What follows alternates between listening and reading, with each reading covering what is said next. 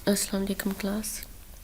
कल हमने system unit और इनके कुछ कंपोनेंट्स के बारे में देखा था, जिसमें हमने देखा था कि सिस्टम यूनिट क्या है। इसके अलावा हमने देखा था मदरबोर्ड के बारे में, मदरबोर्ड कहाँ लोकेटेड है और ये कितना अहम है हमारे सिस्टम के लिए। मदरबोर्ड के बाद नेक्स्ट हमने देखा था कि कौन कौन से मेन कंपोनेंट्स हमारे मदरबोर्ड पे मौजूद होते हैं। इसके अलावा हमने सीपीयू यानी सेंट्रल प्रोसेसिंग यूनिट के बारे में पढ़ा था। ये एक चिप होती है और ये किस किस्म के काम करती है, इसके फर्दर कितने पोर्शंस हैं, एएलयू क्या काम करता है, एएलयू कितने पोर्शंस में डिवाइड है, इसी तरह से कंट्रोल यूनिट कितने पोर्शंस में डिवाइड है और कंट्रोल यूनिट की कौन कौन सी रिस्पॉन्सिबिलिटीज़ हैं, ये भी हमने कल के लेक्चर में डिस्कस किया था। इसके बाद हमने मशीन साइकिल देखा था, जिसमें हमने 4 प्रोसेस देखे थे, फैच का, डिकोड का, एग्जीक्यूट का और स्टोर का। और हमने देखा था कि ये कंटिन्यूसली रन करता रहता है। हमने देखा था तो हमारा सीपीयू किन इंस्ट्रक्शंस पे किस तरह का काम करता है, डाटा इंस्ट्रक्शंस कैसी होती हैं, डाटा ट्रांसफर इंस्ट्रक्शंस या डाटा प्रोसेसिंग इंस्ट्रक्शंस। इसी तरह से हमने इसके अलावा ये भी देखा था कि प्रोग्राम कंट्रोल इंस्ट्रक्शंस किस तरह से प्रोग्राम की एग्जीक्यूशन को कंट्रोल कर रही होती हैं। पाइपलाइनिंग हमने थोड़ा सा देखा था कि पाइपलाइनिंग किस तरह से हमारे कंप्यूटर को प्रॉपरली वर्क करवाती है। इसमें हमारा सिस्टम किस तरह से इन फास्ट स्पीड काम करता है। विदाउट पाइपलाइनिंग हमारी एक इंस्ट्रक्शन एक पूरे साइकिल में रहती है, जबकि विद पाइपलाइनिंग हमारी एट अ टाइम 4 इंस्ट्रक्शन अलग अलग पोर्शंस में अपनी अपनी वर्किंग कर रही होती हैं। आज हम स्टार्ट करेंगे सिस्टम क्लॉक के बारे में। सिस्टम क्लॉक क्या है? बेसिकली ये हमारे पास हमारे सिस्टम्स के अंदर, हमारे कंप्यूटर्स के अंदर इंटरनली एक ये भी कंपोनेंट है। जैसे हम अगर सिस्टम क्लॉक की बात करें तो सिस्टम क्लॉक में भी एज हमारी नॉर्मल क्लॉक, जैसे हमारे नॉर्मल क्लॉक्स होती हैं, हमारी घरों में घड़ियाँ लगी हुई होती हैं, जैसे वो घड़ियाँ काम करती हैं एज इट इज़ हमारी ये सिस्टम क्लॉक्स काम करती हैं। ये जो हमारे पास सिस्टम क्लॉक्स होती हैं, इन क्लॉक्स के अंदर मौजूद होती हैं क्लॉक टिक्स। ठीक है, सिस्टम क्लॉक है क्या? ये एक इलेक्ट्रॉनिक कंपोनेंट है। ये बेसिकली हमारे सीपीयू की स्पीड के लिए हम यूज़ करते हैं। किस तरह से? क्योंकि हमारे पास हर एक क्लॉक टिक पे हमारे प्रोसेसर ने इंफॉर्मेशंस को एग्जीक्यूट करना होता है। अब ये उसकी स्पीड पे डिपेंड करता है कि वो एक क्लॉक टिक में कितनी इंस्ट्रक्शंस को एग्जीक्यूट कर सकता है। और ये जो हमारे पास क्लॉक टिक्स होती हैं, इन्हें हम क्लॉक साइकिल्स भी कहते हैं और क्लॉक टिक्स भी कहते हैं। It can tick from millions to billions times in 1 second. 1 second में ये मिलियंस तक टिक कर सकते हैं। मीन हम अगर नॉर्मल घड़ी की बात करें तो वो 1 सेकेंड में 1 टिक ही देती है। नेक्स्ट वो दूसरे सेकंड में दूसरा टिक, फिर तीसरे सेकंड में तीसरा टिक, इस तरह से देगी। लेकिन जो हमारे पास सिस्टम क्लॉक्स होती है ना, ये सिस्टम क्लॉक्स हमारे पास 1 सेकंड में बिलियंस टिक दे रही होती हैं। और बिलियन टिक का मतलब क्या है? हर एक टिक पे एक इंस्ट्रक्शन एग्जीक्यूट हो जाएगी, यानी 1 सेकंड में बिलियंस ऑफ इंस्ट्रक्शन हमारा प्रोसेसर प्रोसेस्ड कर सकता है। अब हम अगर स्पीड बढ़ा दें, हम कहते हैं 1 सेकंड में मिलियंस कर रही हैं, तो वो मिलियंस इंस्ट्रक्शन एग्जीक्यूट करेगा। हम स्पीड बढ़ा दें, हम कहें 1 सेकंड में वो बिलियंस ऑफ टिक्स प्रोवाइड करेंगे हमें, तो इसका मतलब अब हमारा प्रोसेसर बिलियंस ऑफ इंस्ट्रक्शन करेगा। तो मीन हम नंबर ऑफ टिक्स इंक्रीज करेंगे तो ऑटोमेटिकली हमारे सीपीयू की स्पीड भी इंक्रीज हो जाएगी, क्योंकि हमारे सीपीयू ने किसके अकॉर्डिंग काम करना है? उस क्लॉक टिक के अकॉर्डिंग। क्लॉक टिक 1 सेकंड में जितनी ज़्यादा होगी, अगर फॉर एग्जांपल सिंपल एग्जांपल लें, हम कहते हैं 1 सेकंड में 10 टिक हो रही हैं, यानी 10 इंस्ट्रक्शन एग्जीक्यूट हो रही हैं। हम कहते हैं 1 सेकंड में 100 टिक्स हो रही हैं, तो अब 100 इंस्ट्रक्शन एग्जीक्यूट हो रही हैं। तो नंबर ऑफ टिक हम इंक्रीज कर दें तो हमारे प्रोसेसर की स्पीड ऑटोमेटिकली इंक्रीज हो जाती है। स्पीड हम 2 तरह से मेजर करते हैं, मिप्स एंड फ्लॉप्स की फॉर्म में। मिप्स हमारे पास जो हमारे वर्क स्टेशन कंप्यूटर्स होते हैं, जो हमारे सिंपल सर्वर कंप्यूटर्स होते हैं, यानी हम कह सकते हैं जो मिड रेंज के सर्वर्स होते हैं, जो कुछ कंप्यूटर्स को कनेक्ट कर रहे होते हैं, उनमें हम स्पीड मेजर करते हैं मिलियंस ऑफ इंस्ट्रक्शंस पर सेकेंड। एक सेकेंड में वो मिलियंस ऑफ इंस्ट्रक्शंस को एग्जीक्यूट कर रहा होता है। फ्लॉप्स सुपर कंप्यूटर्स में प्रोसेसिंग स्पीड को मेजर करने के लिए यूज़ होता है। अब सुपर कंप्यूटर्स हमने पहले भी पढ़ा था कि जो हमारे पास ऐसे कंप्यूटर्स होते हैं ना जो बहुत डीपली एक्यूरेटली और विद प्रिसिशन वो वर्क कर रहे होते हैं। जैसे हमने सुपर कंप्यूटर पढ़ा था तो उसमें मैंने आपको बताया था कि वार इक्विपमेंट्स हो गए या एयरक्राफ्ट्स हो गए, उनको बनाने के लिए हम मोस्टली क्या करते हैं, सुपर कंप्यूटर्स यूज़ करते हैं। तो उनमें हमें ना बहुत ज़्यादा एक्यूरेसी की ज़रूरत होती है कि हम 0.0001% भी ऊपर नीचे ना हो, तो वो बहुत ना एक्यूरेटली हमें वर्क करने की ज़रूरत पड़ती है। अब उसमें हमारे पास जो इंस्ट्रक्शंस होती हैं, क्योंकि सुपर कंप्यूटर एक हैवी कंप्यूटर है, उसने बहुत कम्प्लेक्स टास्क करने होते हैं, तो उसमें जब हम स्पीड मेजर करते हैं तो हम फ्लोटिंग पॉइंट ऑपरेशंस पर सेकेंड, यानी वो पॉइंट्स की फॉर्म में ऑपरेशंस परफॉर्म कर रहा होता है, और वो एक सेकंड में कितने ऑपरेशंस परफॉर्म कर रहा है वो मेजर करने के लिए हम इसके लिए जो टर्म यूज़ करते हैं वो होती है फ्लॉप्स। ठीक है। फिर हमारे पास दो तरह के आर्किटेक्चर होते हैं, दो तरह के कंप्यूटर डिज़ाइंस होते हैं। कुछ होते हैं कम्प्लेक्स इंस्ट्रक्शन सेट कंप्यूटिंग, जिसे हम CISC कहते हैं, computer complex instruction set computing. इसमें हम बेसिकली कम्प्लेक्स टास्क को फास्ट इन स्पीड कर रहे होते हैं, एग्जीक्यूट कम्प्लेक्स टास्क।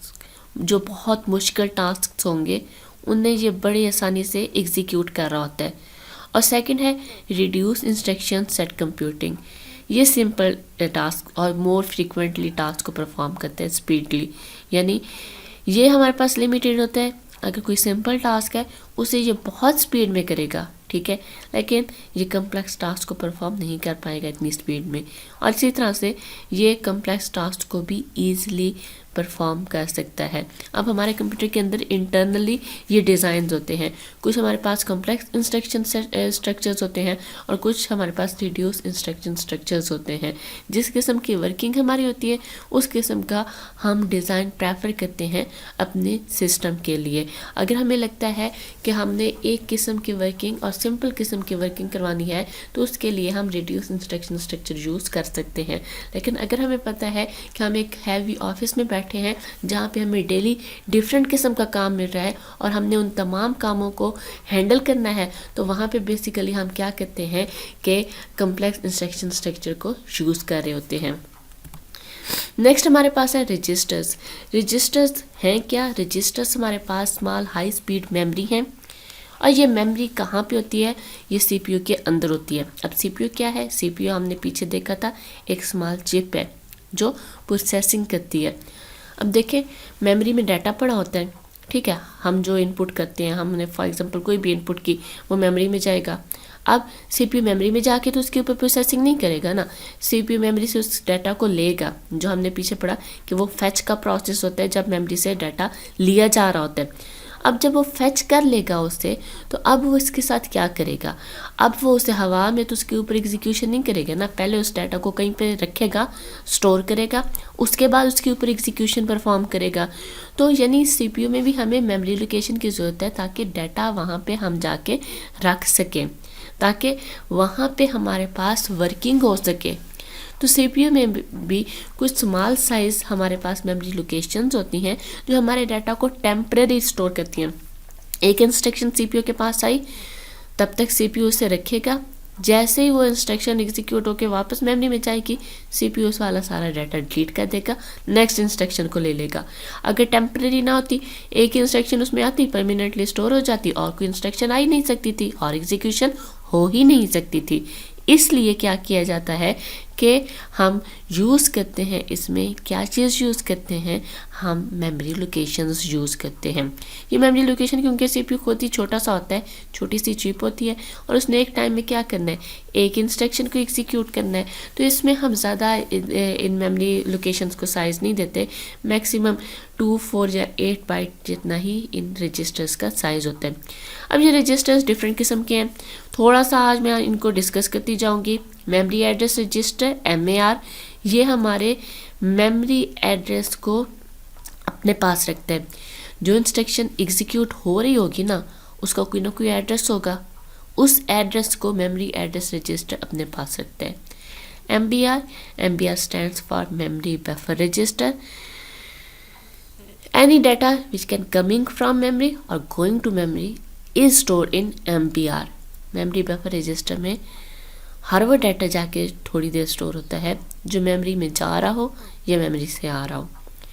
हमने मेमोरी में कोई डाटा रखा, वो भी पहले MBR में स्टोर होगा, फिर मेमोरी में जाएगा। हमने डाटा मेमोरी से एक्सेस करना है, वो भी पहले मेमोरी से निकल के कहाँ पे जाएगा, MBR में, और फिर हमारे पास आएगा।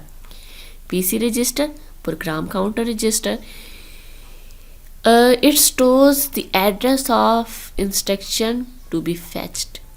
जो fetched होने वाली है, अभी हुई नहीं है, जो होने वाली है, नेक्स्ट इज इंस्ट्रक्शन है fetch होना है, उसका एड्रेस किस में पड़ा होगा, प्रोग्राम काउंटर रजिस्टर में। ठीक है, इसकी मैं एग्जांपल ऐसे ही देती हूँ हमेशा कि अगर फॉर एग्जांपल हम अज्यूम करते हैं कि एक हॉस्पिटल है, और आपने देखा होगा यहाँ पे मियांवाली में तो इतने ऐसे हॉस्पिटल्स नहीं हैं, बड़े सिटीज़ में अगर आप देखें तो जो डॉक्टर का रूम होता है ना, उसके रूम के साथ ही एक स्क्रीन लगी होती है और हर पेशेंट को एक एक टोकन, एक एक नंबर दिया जाता है। अब उस स्क्रीन के ऊपर नंबर आ रहा होता है, फॉर एग्जांपल 4 आ रहा है, तो 4 को पता होगा कि अंदर वाला पेशेंट जब निकलेगा तो मैंने जाना है। 4 जब अंदर जाएगा तो उस स्क्रीन पे अब 5 शो होने लग जाएगा। यानी 5 क्या है, 5 वो नहीं है जो अंदर बैठा है, 5 वो है जिसने नेक्स्ट जाना है। तो प्रोग्राम काउंटर भी क्या करता है, जो नेक्स्ट इंस्ट्रक्शन फेच होने वाली होती है उसका एड्रेस अपने पास शो करता है। IR इंस्ट्रक्शन रजिस्टर है। इंस्ट्रक्शन रजिस्टर ये क्या काम करती है, इंस्ट्रक्शन रजिस्टर हमारे डाटा को डिकोड करती है और डिकोड करने के बाद देखती है कि क्या चीज़ हमने इसके ऊपर परफॉर्म करनी है, और जब उसे पता चल जाता है उसके अकॉर्डिंग उसे उसी यूनिट में भेज देनी है, उसे अर्थमेटिक यूनिट में भेज देती है या उसे लॉजिकल यूनिट में भेज देती है।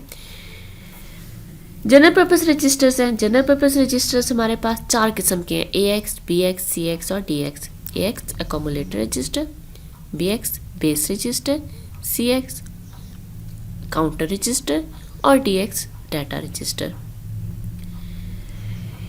ये ड्यूरिंग एग्जीक्यूशन काम करते हैं। ये वाले पहले जो थे ना, ये तो एग्जीक्यूशन से पहले काम कर रहे थे। ड्यूरिंग एग्जीक्यूशन ये 4 रजिस्टर्स काम करेंगे। ठीक है, AX क्या करेगा, एडिशन जो एडिशन सब्ट्रैक्शन के वर्किंग होगी वो हमारे पास कहाँ जाएगी, अकोमुलेटर में। BX क्या करेगा, ये डाटा मूवमेंट के लिए या हमारे जो CPU में एड्रेसेस होते हैं उन्हें हैंडल करता है। CX क्या करता है, ये बेसिकली काउंटर रजिस्टर है, काउंटिंग करता है।